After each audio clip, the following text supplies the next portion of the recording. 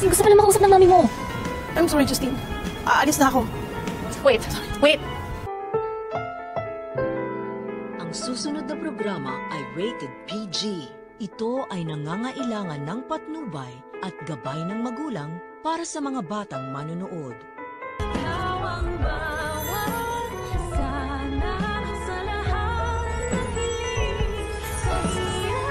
Nandyan pa si Sir Pepe. Gagaling siya. Talaga nga namang hindi magpapatalo itong si Harry kay Doc Lindon at magbibigay din ng regalo dito sa kanyang sinisinta / kapatid na si Annalyn. Hindi nga lang natin alam kung matatalbugan niya ang binigay ni Doc Lindon kay Annalyn na kwintas na hugis heart.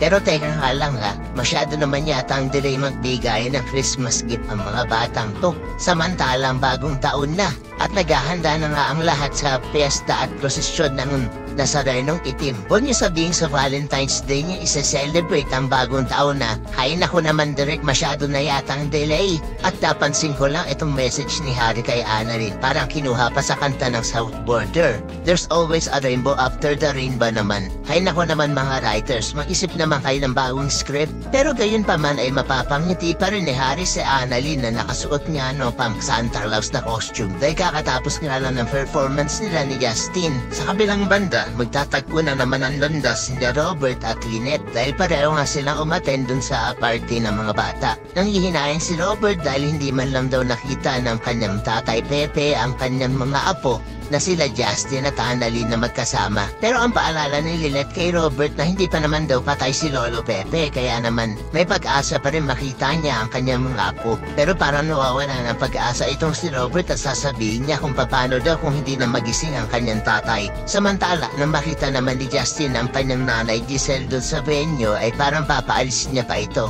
Pero mangingibabaw sa kanya ang kanyang pagkalambot ng puso at parang gusto niya nga din makausap ang kanyang ina. Kaya naman po isa pa rin sa mga nagnanais na sana tuluyan ang magising si Lolo Pepe upang mapirmahan niya na ang kanyang ginawang last will and testament.